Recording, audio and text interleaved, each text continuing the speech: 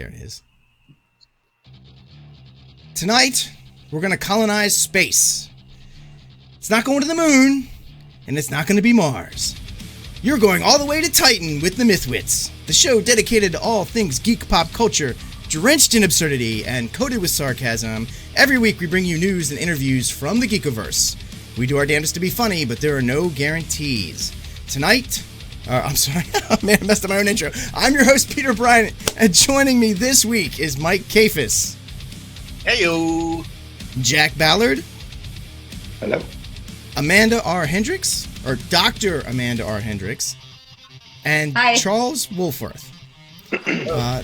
Amanda Hendrix is a planetary scientist. She worked for 12 years at NASA's Jet Propulsion Laboratory and has been a scientific investigator on the Galileo and Lunar Reconnaissance mission, principal investigator on NASA Research and Hubble Telescope observing programs, and is the author of many scientific papers. As an investigator on the Cassini mission to Saturn, she has focused her research on the moons of Saturn. Charles Wohlforth writes a column for the Alaska Dispatch News, hosts a weekly interview program for public radio stations in his home state of Alaska, and has won the Los Angeles Times Book Prize for Science and Technology, among many other awards. So we got some esteemed guests today, which is fantastic. And we're really happy you guys took the time out to spend a few minutes with us. You guys have been interviewed by some very prestigious people, and you've dipped all the way down to us. So we're humbled to have you on the show. Happen. No, thanks for inviting us. Yeah, well, you're very welcome for coming. So, you know, we want to keep this kind of a little bit brief. I know you guys are short on time, so I just want to make sure that we cover all the stuff we want to cover.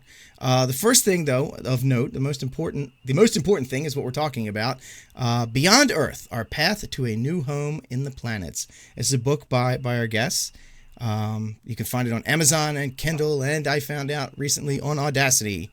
So you guys wrote this book, and how did it come to be? How did the two of you wind up getting together to write this book? Should I go first, Amanda? Sure, whatever. She's 43.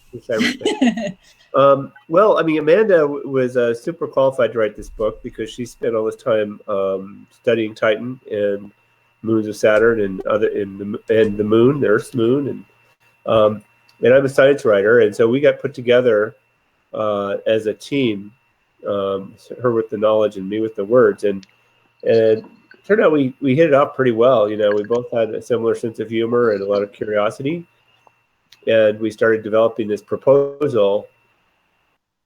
Decided to take the book in a really different direction, to include kind of these futuristic segments that were projecting what would happen, and kind of having more fun with it than you do with the normal popular science book. And then, like, it's ironic that we're on connecting this way, because that's how we did most of the book. We live in different cities, and so we would meet on Skype and have these long sessions to figure out what we were going to say, and she'd gather up research and I'd do writing, and that's sort of how we went about it.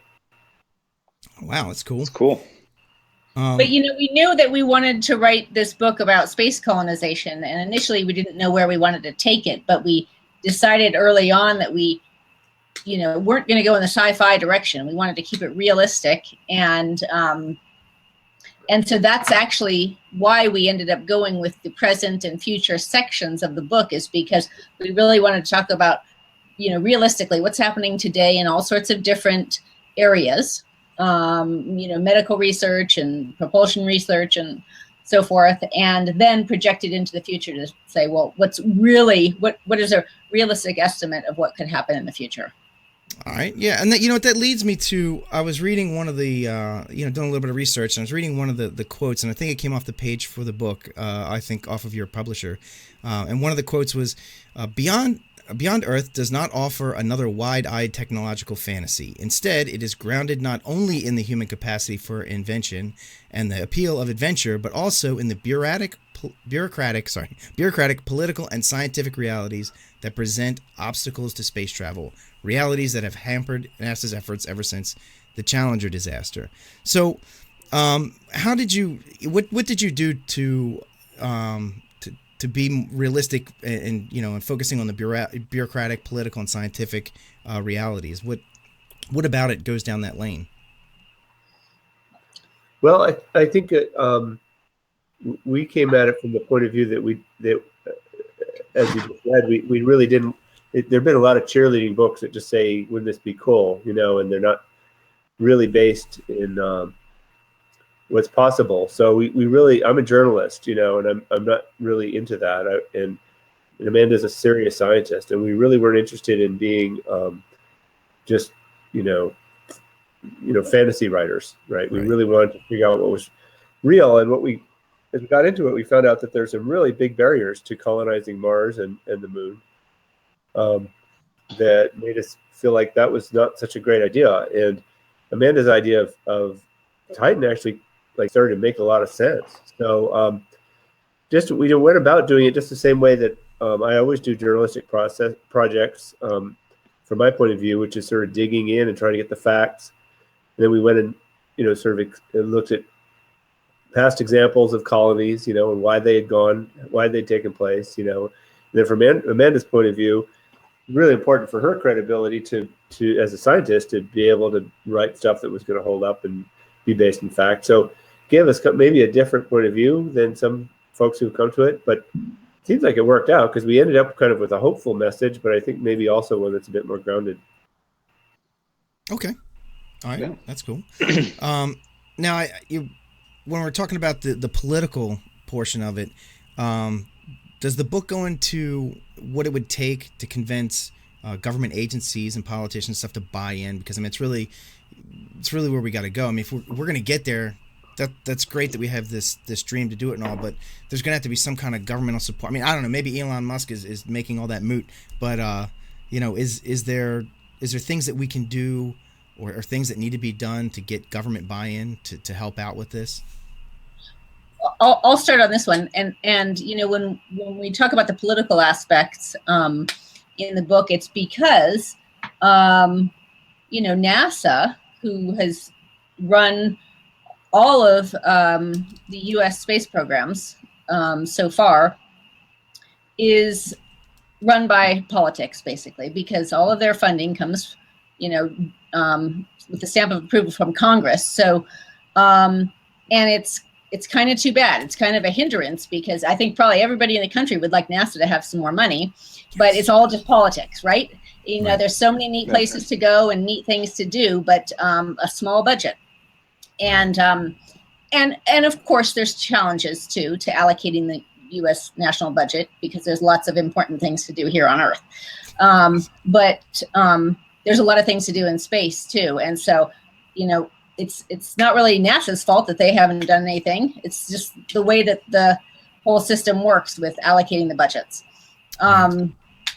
And what I think we wanted to do was to discuss the issues surrounding the challenges to sending humans to space and to present the idea that Titan is a really neat option and a better option than what has been considered so far, given the challenges, especially the radiation problems. So it's not so much more of a political push to get Titan to be the place where NASA sends people, but a discussion of the issues and pointing out that Titan is a really good place to go. Right. But I'll also point out that, I think we advocate strongly in the book for public-private partnerships because, these are really big missions. Just going to Mars or the moon and sending humans there, they're really big missions. And then talk about going to the outer solar system, and that's really huge. Yeah. And it's really going to be hard for any one governmental agency to do that from any country. Yeah. So the innovation of private companies these days is important, along with the decades-long know-how of NASA and other agencies is really important. It's going to be really important in the decades to come for them to work together. All right, it's going to have to be a team effort.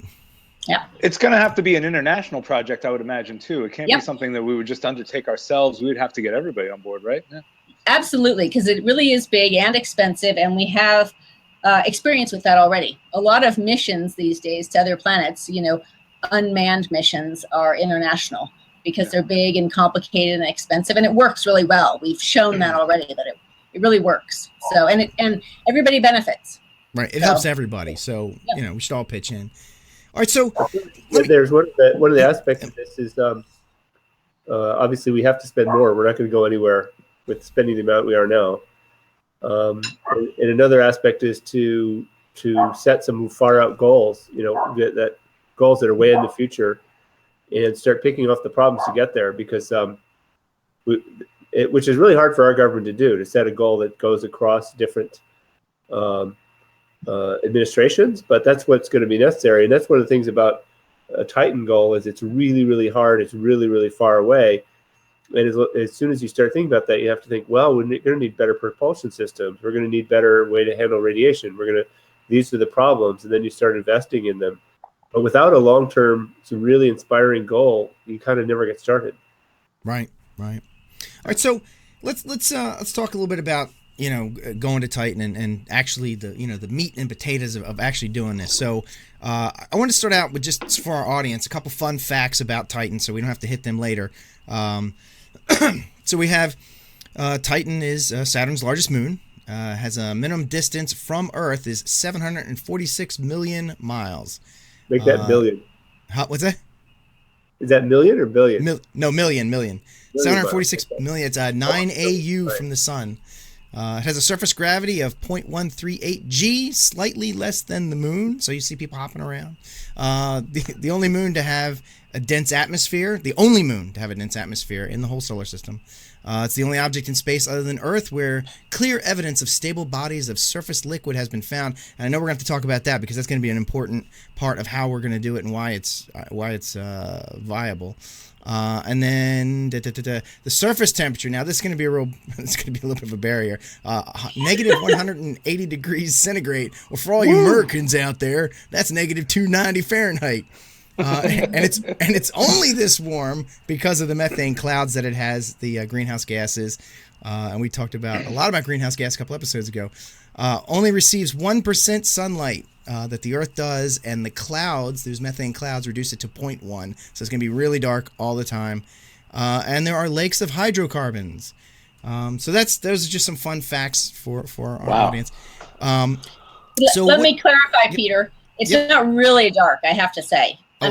We've got images from the surface, and there's a constant kind of orangey glow. You can see Saturn. You can see the sun. I mean, the sun is a small disk, but it's about as bright as sometime after a few minutes after sunset on Earth. Okay. Okay. So yes, because Saturn.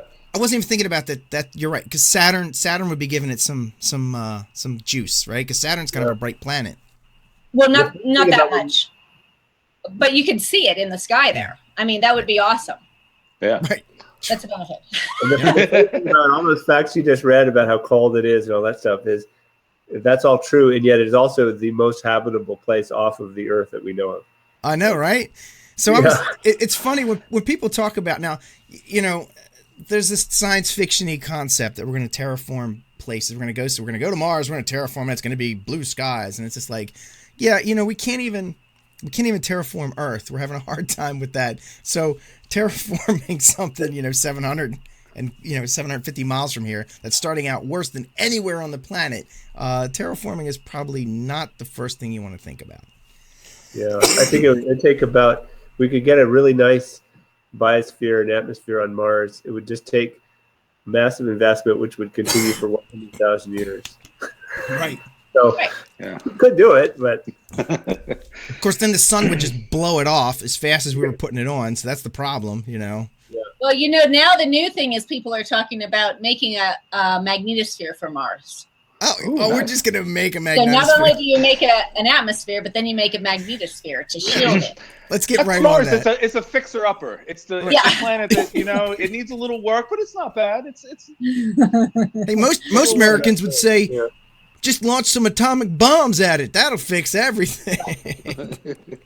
All right.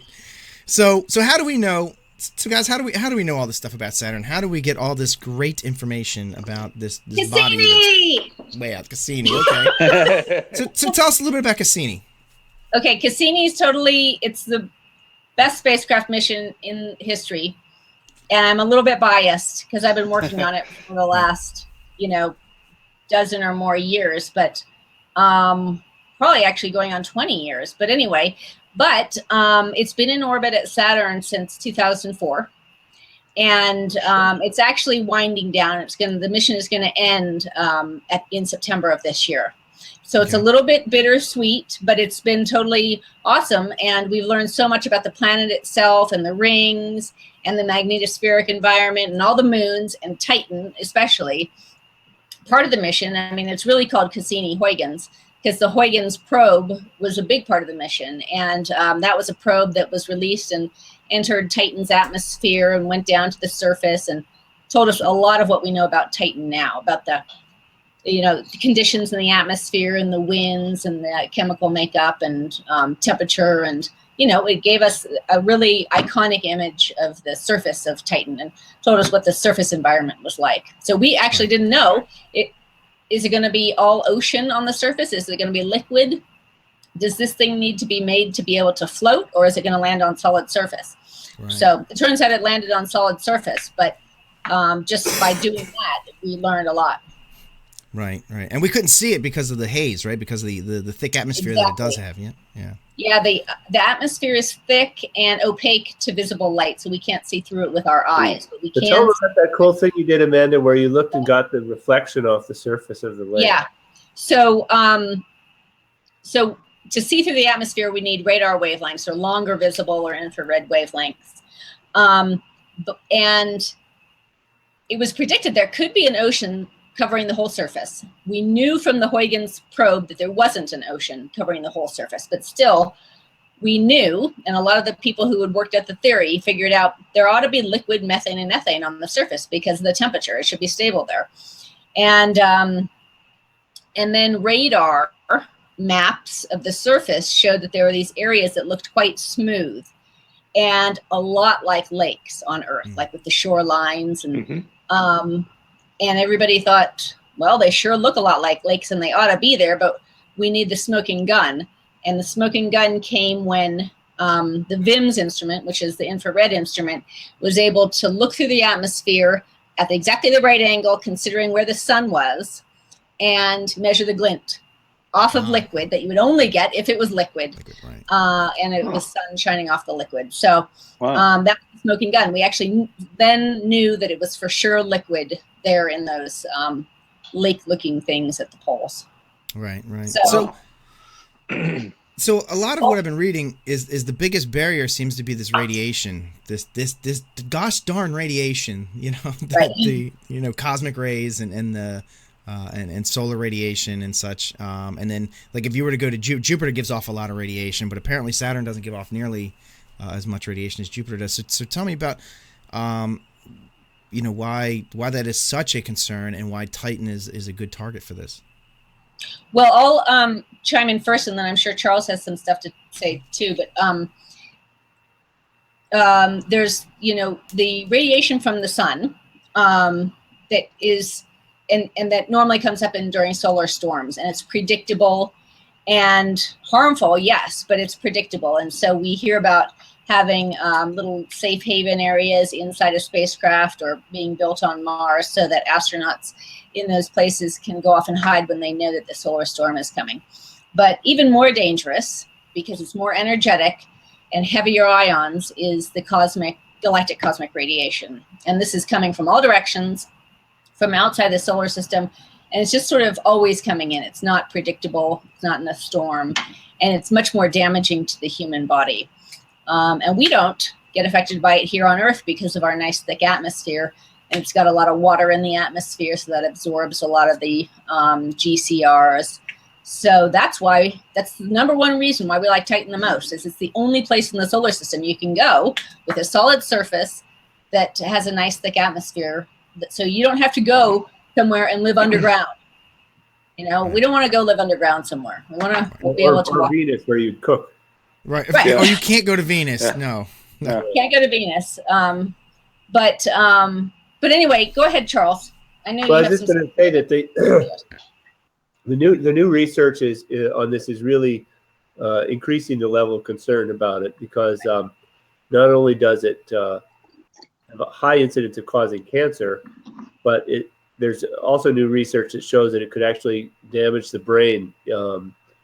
but just a collision of these particles with your brain in space over a period of maybe a year, a couple of years, outside of Earth's protective, magnetic field and atmosphere, to the point where you could potentially have cognitive impacts on astronauts, and they would have trouble managing a mission. And there's no real obvious way to shield from these things. The heaviest of these particles are iron nuclei that are traveling almost the speed of light, and to block them, you need a couple of solid meters of water, which would be pretty hard to put on the outside of a spacecraft. So yeah, really, that's a huge barrier to getting to Mars or living on the surface or really getting anywhere else. It takes a very long time. Well, and it's very expensive too, right? Because to launch that kind of mass is just prohibitively expensive now. So we really think that we think that like the first step to a really robust program of getting human explorers out of low Earth atmosphere for a long period of time is to build some faster propulsion systems, and there's a lot of work going into building, heavy lift, and that's super important in lowering the cost, but also just to get the people going fast so they can get there quicker. Right. Before they're damaged by the radiation. Right. Gotcha. Because right now it takes a long time to get to Saturn. Cassini took 7 years to get there. Wow. And that's sort of not that great for sending humans out there. Probably takes too long to get to Mars and back too. Yeah. Now I've read somewhere that there was all these different times that it took different crafts to get to Saturn, and I thought I read somewhere one of them did it in was I reading this right? It was 18 months to Saturn. Yeah. Is that maybe I was reading it wrong? Because different ones took different periods of time. But there's only been Voyager that flew by Saturn, the 2 Voyager spacecraft, and Pioneer. Okay. And I would have to check about how fast Pioneer got there. Right. But so I'll double check. The fastest spacecraft so far has been New Horizons that went out to Pluto, but it didn't do a Saturn flyby just because of the way the planets were aligned at the time. Okay. And how long? Do you have any idea how long that took? To get out to Pluto? Yeah. I'd have to double check, but it was on the order of 8 years-ish. Yeah. Okay. So we're definitely looking at it's going to be years. I mean, years. that's really fast to get out to Pluto because that's way out at 40-something AU. So I was you know what probably it was? I was probably looking at some of the future technology, and that's probably where I'm getting it mixed up, because there was something about ion A and ion B engines. Is that's what's going to get us out there in like 18 months? Maybe that's what I was looking at. Yeah, it looks like New Horizons took nine and a half years to get to Pluto. Okay, thanks. Yeah, that wasn't too far off. Voyager took 12 and a half years to get that far. Ooh. All right, so what about this ion A and ion B engines? Are those realistic? Is that something we can really do? Is it going to cut that time? Is that the answer, do you think? No, what we think is the answer is a constant acceleration type of system. Okay. Because any system that we have now that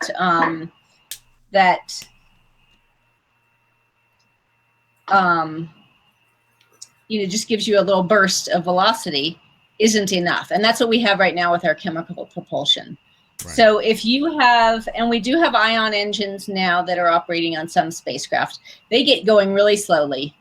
And they're not really ideal for human missions because they get places so slowly, and they can't slow down very well once they get there to get into orbit. Right. But like, for instance, the Dawn spacecraft that's at Ceres right now, in orbit at Ceres, is an ion propulsion, solar electric propulsion engine, I believe. But a constant acceleration type of system would help you get up to very high speeds, and then you'd have to slow down once you get about halfway there, so that you don't miss your target. Right. But right now, there isn't such a thing. It has to be developed, but people are working on developing it. Right. They're talking about like shooting like using a laser, like a solar sail, hitting it with lasers or something like that. The problem is you can't carry enough propellant for the trip to keep accelerating constantly. So, like the solar cell or the laser will work with a small spacecraft.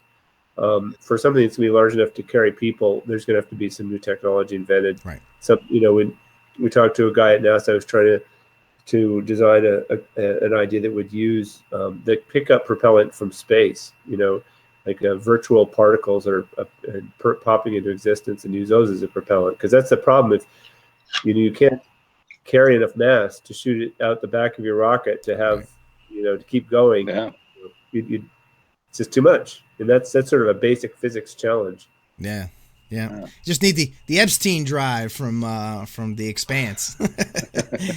So before you go, because we're running really short on time here, I just want to mention, so let's say we got out there, we did it, we managed to get out there, and we got our our people are landing and everything, and they're building they're building the colony and stuff.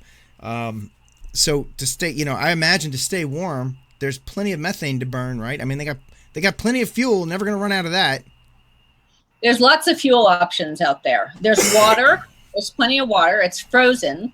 There's plenty of hydrocarbons, and you can burn the hydrocarbons. You can do other kinds of chemistry to get energy out. And then there's even other types of energy. We didn't talk about it in the book, but, like you could almost do like, it would be called methano power, because it's not hydropower, because it's not liquid water, but you could empty one of those lakes out and get a whole bunch of energy for hundreds of thousands of Titan years. Right. Yeah. Alternative energy on Titan. Yeah, that's cool.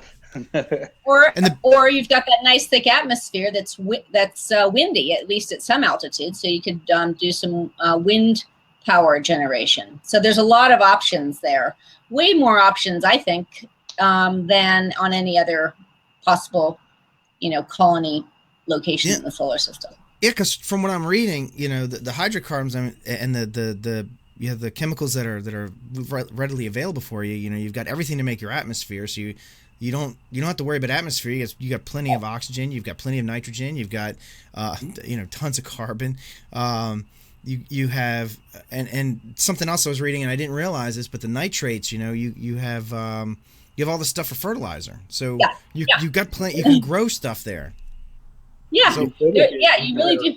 Yep, and also you have all the feedstocks to make plastic, so you could build anything you could possibly imagine out of plastic. You don't have much metal, but you could imagine building domed buildings that were just inflated. It wouldn't take much warmth in that atmosphere to have it super inflated and have all the interior space you wanted, which is a real contrast to, say, going to Moon or Mars, where you have to live underground. Yeah. But the most excellent thing would be that you could fly. Yeah, I saw that. That's cool. Cool. Flap your wings and fly. Flap your wings. That's cool. Well, you could build an airplane if you wanted to be old school. Yeah, because I was so my understanding is that the atmosphere is 1.5 times as thick as Earth, the density of it, and the gravity, with the gravity being so low, I mean, lift is just the formula for lift is almost nothing. Yeah, you could throw a paper airplane, and the damn thing would fly 10 miles. If your wings fall off, you only fall at 15 miles per hour straight down. So you don't need a parachute. You could tuck and roll with it. Yeah, really. Tuck and roll. Yeah. So when I was 15, I wanted to be an astronaut, and I met Michael Collins, who was on the Apollo 11. And I told him that, and he said, "I'll be honest with you, this was like 1986. He said, I'll be honest with you, in 30 years, there's not going to be any more astronauts, because everything is going to be robotics, and everything is going to be controlled, in that capacity." And so besides crushing my dreams, and now I'm here on a podcast, it does seem to be that was, kind of foreboding to what's going on now. There's a lot of rover action. Why people? What would we learn from Titan that only the human beings living there would we learn, and not from, like robots and probes? Oh, good question. And, in our book, we, our goal was to establish a credible human colony. It wasn't, it was like, where are we going to go if we need to go somewhere? First of all, why would we need to go somewhere self-sustaining and a forever type of settlement? And where could we go? And so, but for exploration purposes, there's, I think, a lot about the human element that you can get that you can't just get from robots. Yes, robots are important and are doing a lot these days and are critical to any sort of space exploration program, and are also critical for setting up a colony for, in advance of the humans getting there. But for exploration and for bringing the experience, especially if you want to relate it back to the people on Earth, you can't do that quite the same with robots. They can definitely do a lot, but we spent a lot of time talking about this. The human experience. Well, by the time we're able to get to Titan, we're going to have some pretty amazing robots, right? I mean, they might be sentient. Maybe they decide to go and leave us here. Who knows? I wouldn't blame them. But the question is, if the question is like, what facts will we be able to get about Titan that we can't get with robots? By that time, I don't think there's going to be any facts that we can't nail down with robots. But I think people have always wanted to go to new places, right? I mean, you think about people setting out into the Pacific in little boats, the Polynesians, right? People have always wanted to go dangerous places and take off. And so I think that they'll want to go. I just think that's the way people are, right? And I want to go. Yeah, I can totally relate to that. Yeah. Yeah, that's when Elon Musk he said he's going to send 2 passengers around the moon. I was just like, oh man, if I could afford to do that, I would totally. I would pay. I don't care how dangerous it is. I would do it. I'm too fat. He'd have to invent a new rocket. Oh my God. Oh jeez. All right. Well, we don't want to keep you past your time, so we're bad on time. Is there anything that we haven't covered that you absolutely want to mention? And we'll give links to all the sites and stuff, but like anything that we haven't covered about going to Titan that you definitely want to mention? Well, I'll just say that it's hard to go. As we've talked about, there are definitely challenges. So we're not trying to make it come across like it's easy and right around the corner. And that's one of the points of the book, is to share with the public that it's really hard to do this stuff, and even just to go to Mars. But if people out there want to build a forever colony, then Titan is a much better place than any other place. It's much more Earth-like, and it's self-sustainable. So, and if you're going to go that far, you're not going to be coming back and forth, to get supplies and everything. So it's got to be self-sustainable. And also, if the Earth is destroyed or something like that, then you're going to be on your own out there. So, so it's really it's the best place in a lot of ways. And that's not even mentioning the flying and the sailing and stuff like that. Right, absolutely. Yeah. Go ahead, Charles. Right. Charles, do you want? I was just going to say, don't wait. We buy the book. You don't buy a ticket, because it'll. You'll get much further through the book than you will. You're going to get closer with the book. Yeah. Excellent. All right, so excuse me. So we'll have a link in the show notes to where you can buy the book on Amazon. I got a short link here, but make sure you check out the Facebook page. They have it's facebook.com/Beyond Earth Colonies, and then Amanda has a page. She has www.psi.edu/about/staff page/A Hendrix, and that'll be in the notes as well. And then I'm sorry, Charles, I didn't get any links for you. What? Give us a link. Mine is easy. It's just Wohlforth.com. WOHLFORTH. My name, Wohlforth.com. Excellent. All right, and go buy the book. This sounds interesting. I'm gonna. I have an Audible credit. I've actually. I got a book I want to listen to, but I can put it on hold. It can wait. It's waited this long. It can wait, because I'm definitely very interested in this. As soon as I found out it was on, I just found out it was on Audible. I was like, damn, I could have listened to it this week. But I'm definitely going to get it. I love it. This is an awesome subject. So guys, thanks, guy and lady. Thanks for joining us. And thank you. Thanks for having us. Everyone else, stick around, because we're going to go a little bit longer if my throat doesn't give out on me. But thanks for joining us, and if we'll talk to you next time. If you ever want to come back on to promote anything, just let us know. Yeah. All right. Thanks a lot. Thank you, guys. That was great. Bye. Bye. Bye.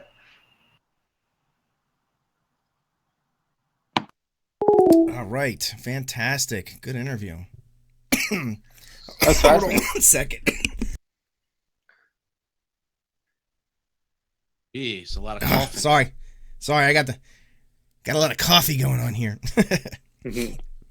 So I thought, you know, we can do the game, but I'd like to do I'd like to talk a few more minutes. We had them on a really tight leash, so you know, I didn't want to. There's a couple things I wanted to get into, but being that we only had it for half an hour and it goes by so fast, I'd like to talk about the differences between Titan and Mars and the Moon, just with us.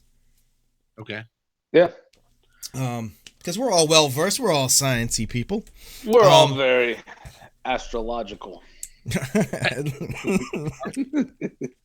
So A little bit ago. What's that, Mike? Forget it. So with Mars, when we talked to I can't remember her name right now, from the Mars Society, we were talking about how you would do a colony on Mars, and because of the radiation and everything, we came to the conclusion that the only way to really do it is to live in caves or to live underground, and there are places for that because Mars had a very active volcanic history, so there's a lot of like lava tubes, and some of them are humongous. And they've seen evidence of them. And then I watched the Mars series that I think it was a Science Channel. I don't know, one of the channels did. I think it was even done by NASA. But and that's what they did. They found a one of these lava tubes to set up their colony in. But it sounds like on Titan you wouldn't have to do that. You just live right on the surface with a dome. Wouldn't have to worry about it. And you could 3D print all the buildings there and just put them up, and you'd be good to go. I mean, you could literally have a processor that would suck in hydrocarbons, right, and then process them, and then just print out plastic. print out plastic. I mean, it was just from what they're saying. And that's all plastic is a friggin' hydrocarbon. Sounds like the replicator on Star Trek. Yeah. So. What it ran off of is hydrocarbons. What's that? What? Is there a problem with my mic? You guys can't hear me? No, I didn't understand what you were saying. You said it ran off of hydrocarbons? Yeah, the replicators that you were just talking about. They run on it was a No, they take out the materials in space and go and make whatever you want. Right. And so that would be kind of the same thing. Mike, your mic is doing a thing that it always does, where it takes a second to like respond to you talking. I think it's the computer. I don't know. Why not? Well, I mean, why not? Right? I'll just start talking like that. Hey, I have a question. Well, don't get mad at us. It's not our fault. Hey, what's going on there? How's that? That better? That's why. Hey, what's going on there? Right. That's why I stop and try, and I say, hey, Mike, what, if I see that you're talking, I try and make sure you get in there. But all right, so anyway, so another thing that you can do with Mars, and I think Mars would be an important stepping stone, and maybe not quite the colony, like, because I think a lot of what they were talking about is the fact that Titan would be like a permanent colony. That'd be some place where you would go and people would live their lives there. Whereas Mars, I think, would be more of a waypoint. It'd be a place that you cycled in and out of. Like, you might not want to spend your whole life there, because you'd have to live underground all the time. Well, I guess at some point I would think, why couldn't it be that they would both be colonized and each of them would have their own purpose? Or, I mean, if they're a colony, they are basically serving Earth again, right? I mean, well, I guess you could. Well, no. I'm not saying that you couldn't. I mean, sure, of course you could live on Mars, but you'd basically be living in a cave. So you'd always be in this cave. You could go out every once in a while on the surface and walk around and stuff, but it's not like, I don't know. I mean, sure, you could live on Mars. All right, so one of the problems with Mars that Titan's not going to have are things like micrometeors. So if you're on Mars, you're walking around the surface of Mars, right? A meteor could drop out of the sky, tiny one that no one could see or detect or would even know it's coming, and take your fucking head off, right? I mean, just like literally just punch a hole through you. You're not going to have that on Titan because it's really thick atmosphere. As a matter of fact, you know, like we were saying, the atmosphere is 1.5 times as thick as the Earth. So, I mean, it's going to just tear that crap out of meteors as they come through. So, a meteor's going to have to be like big to do anything to you, right? And they're going to see that coming. Whereas on Mars, I mean, you know, a meteor the size of a baseball is still going to hit the surface. And if you happen to be on the surface when it gets hit, you're done. You're out. That's it. I mean, what about the whole radiation that he was talking about? I mean, I was thinking like maybe a good sizable tinfoil hat could protect your brain, but that's kind of scary, you know? Maybe from Alex Jones, but not. You know, Yeah, that has its applications here on Earth. Right. No, the radiation that they're talking about, you need like feet of substance because, like he said, they're like iron nuclei. Tinfoil hat. What? I said a sizable tinfoil hat. Oh, a big one.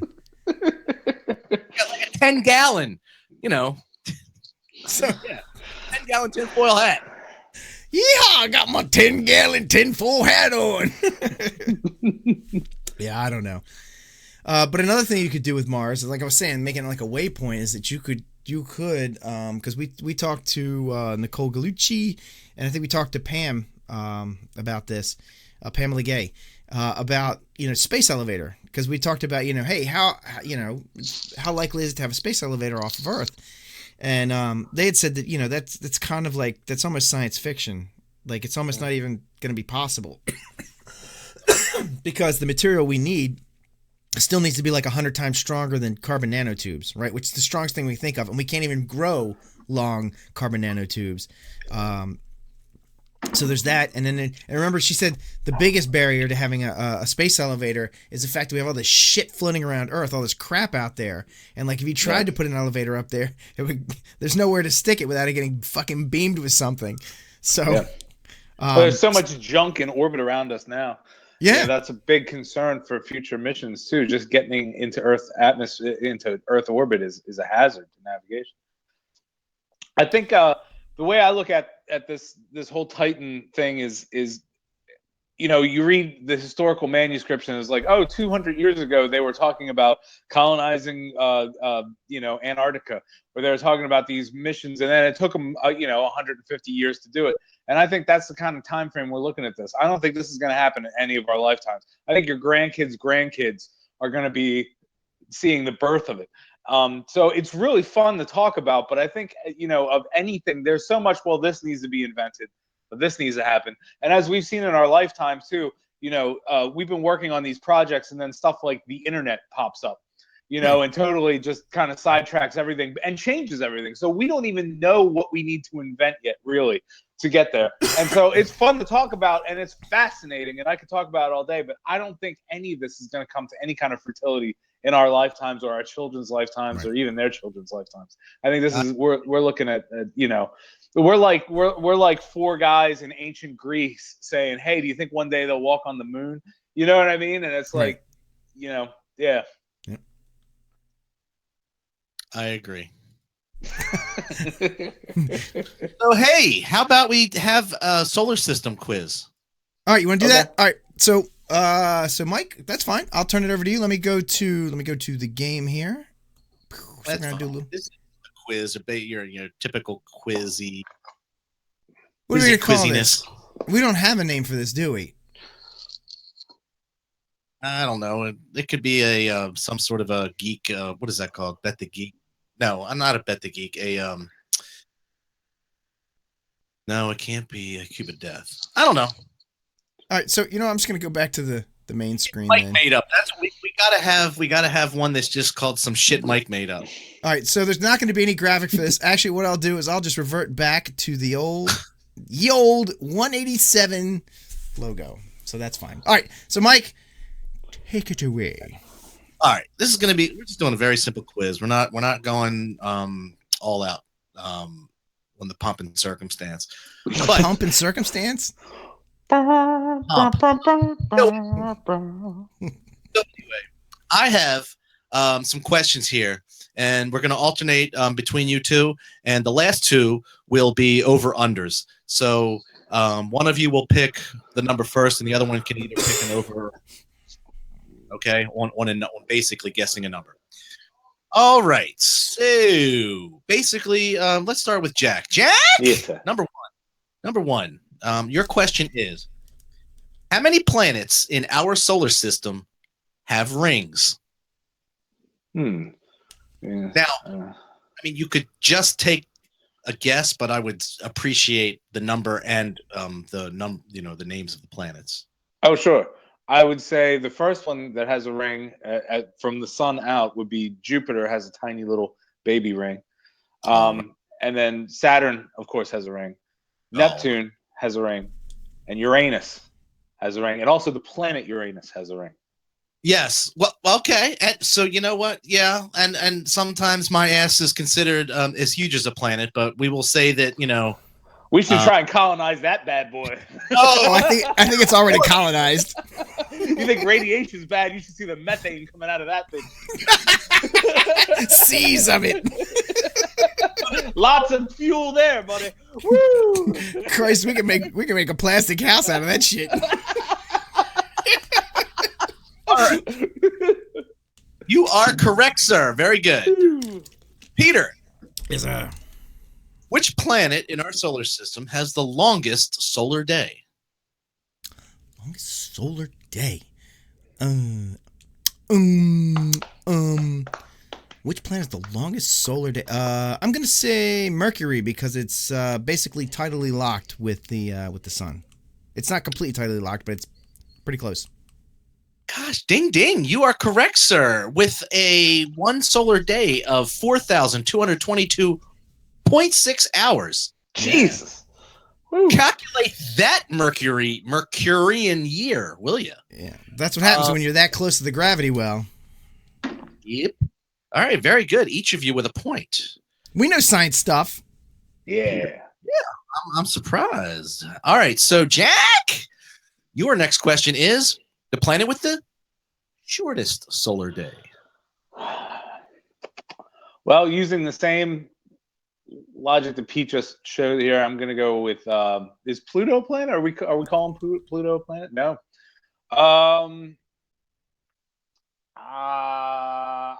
You know what? I'm going to go with Mars. No, sir. That would be Jupiter. And don't forget, that's the planet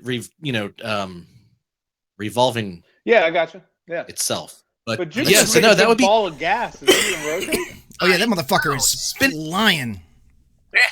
And why is that red spot always in the same spot? Because it's traveling just as fast as anyone else. Can somebody explain to him how gravity? Anyway, so yeah, no, that's 9.9 hours. So that is like a New York minute right there, right? As big as that all right, goddamn Peter. As big as that planet is, like 1,000 Earths can go into Jupiter. Oh, I hope I'm not taking one of your questions. No, go ahead. No, you're not. What is the Earth's escape velocity, Peter? Oh, Jesus. Is this rounded off? Is this a nice round number? Or do I have to go into like point blah, blah, blah, blah, blah? Yes. No. Earth's escape velocity. You can give it to me in either. It's 1G. Kilometers per second. Okay, 7 kilometers you can per give second. It to me. Or in miles per hour, but no, that is incorrect. 7 kilometers per second. No, that is 11.2 kilometers per second, or approximately 25,000 miles per hour. I should have gone with the miles. I knew the 25,000. I thought that translated to 7 kilometers per second. Fuck, I screwed that up. All right, well, whatever. That is all right. It's also like 30 times the speed of sound. Yeah. 300. 300 times the speed of sound, but yes. 300? Are you sure? That's what the article said that I was reading. Or, 300 times the speed of sound. Good Lord. Yeah, it's pretty fucking fast. Wikipedia says 33. 33. Well, maybe it's, you know what? Go ahead. What's the question? Next question, please. Okay. Jack? Yes, sir. What two planets in our solar system have the exact same gravity? Ooh. And that would be in meters per second squared gravity. I'm pretty sure that it is Earth and Mars. Ooh, one would Can I think. steal? Can I steal? And that is close. Can I steal? Jack, are you going to allow him to steal? Yeah, go ahead, steal it. I Go ahead, think steal it. I have to guess. I'm only guessing this because Venus is roughly the same size as Earth. It's like our sister's planet. So I'm going to say Venus and Earth. Incorrect amungu. Oh, It is right. Mercury and Mars. Mercury and Mars at 3.7 meters per second squared. Wow. Did not know that. Yeah. All right. Fun fact. All right. You guys are tied, are tidally locked at 1-1. You started off really strong, and all right, here we go. Number 6, Petra. Yeah. The mean temperature. The mean temperature? Which mean temperature is warmer? God damn it! The mean temperature is warmer on the moon. Sorry. The mean temperature is warmer on the moon or on Mars? Mars. You were saying that the mean temperature is warmer on Mars. Yes. And that is actually incorrect. The mean temperature is -20 Celsius on the moon, and it is -65 on Mars. Damn. Really? Okay. Yeah. Sorry, buddy. I do know there are, it's interesting though. This is why I assume that the moon was colder, was that there are in the craters on the moon are some of the coldest spots they found on any body in the solar system. Just saying. Sea of cold ass tranquility. Yeah. Yes. All right. All right, Jack. Yes. Which are the only two planets in our solar system that do not have moons? Mercury doesn't have a moon, and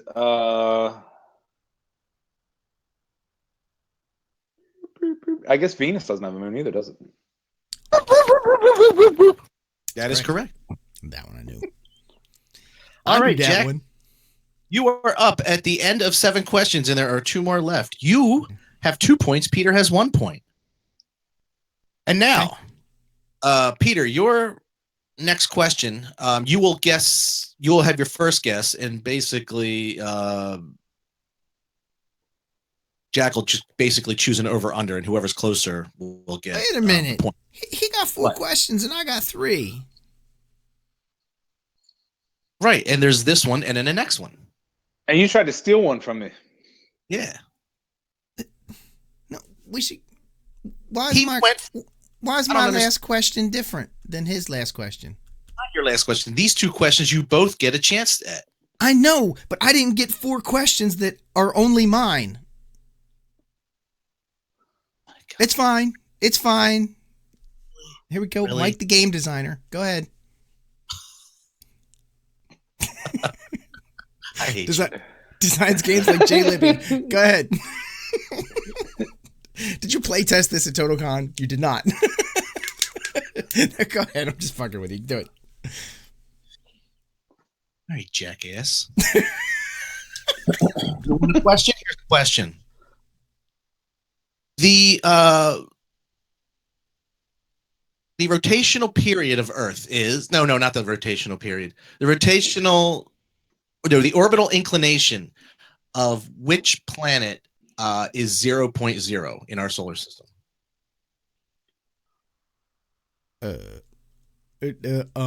What? Say that again. The orbital inclination in degrees of which planet in our solar system is 0.0?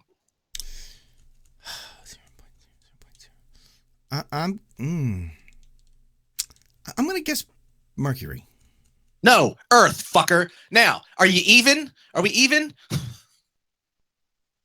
I don't know. Sure. This quiz got angry really quick. It did, man. He's all bitter and This is shit. an angry quiz. Hey, I answer bitter with bitter. I think the bird should do the quiz from now on. Right. Bring out the bird. All right, come on. Okay. All right. It just went Jack, into the shit wits.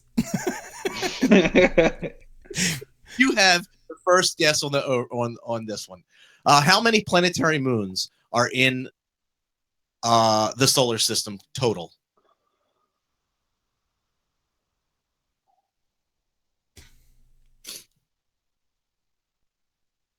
$21. 21. Peter, are you going to take an over or an under on 21? Over. All right. Peter, you are correct. There is 181 planetary moons. What? Yeah, like Jupiter has like, I don't know, like 40 fucking moons or something like that. Does it's it really? ridiculous. Yeah, it's like Jupiter has retarded. like 7 moons. No, it's got like fucking, I don't know. How many, Mike? Was like 30, 40? It's crazy. It's something crazy like that. Yep. That's baloney. All right. All right, Peter. Yeah. Approximately how many known comets are in our solar system? Fuck, I don't know. 100? 100. Jack, do you want to take the over or the under on 100? Lower. Under. Pete. Yes. What? Pete, there are 3,100. God. So I get that one. You're the winner. Yay! You get that one. Hey, I win. Guess what? In something I never would have thought of and something I never planned on, there's a fucking tie. It's not a tie. It's not? Well, who gets the... I said the number and Jack didn't get it right. So neither one of us get the point? Oh, no. Oh, no, you got the... So is it still... I got the moon and I got... Get that point. Oh, and you got the moon one. Yeah. No, so you win. Yeah, you win. Yeah. Sorry. It's 3-2. It's not. I demand a recount. It's not a crushing. It's not a crushing win. It's a dirty win. It's a dirty win. You won just by the seat of my anus. You won because of Russian hackers. Yeah. Just like the rings around Mike's Uranus, it was a dirty win. We laughed. We cried. We fought. But in the end, it was all good. It was all good. All right. Well, before my voice completely gives out, and I have to apologize to all the listeners. I don't know if I mentioned this earlier, but I had a cold and I'm coughing, and my voice is all fucked up. So let's close this out. And Mike, by next week, let's get the audio worked out so that we can switch, so that you take over the second half of the show. That way, yeah, that'll be good. Yeah, at least that way you don't have to rev it up. Kick the tires. All right, let's do. Cranks the microphone. All right, let's do the thing. Where's the theme? Oh, there's the theme. You've just enjoyed another awesome episode of the MythWits podcast. God, I hope you enjoyed it. Catch us live on Twitch Mondays at 9:30 p.m. Eastern Time. Jump into the chat room and ask our guest questions. We had great guests and no one asking questions. What the fuck's wrong with you people? If you missed our live show, you can always catch the encore episodes at YouTube.com/MythWits.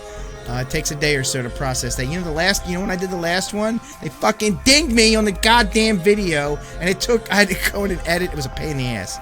Find us at MythWits.com and on Facebook, Twitter, YouTube, Twitch, SoundCloud. Fucking find us on Uranus and Titan and wherever the hell else you want to find us.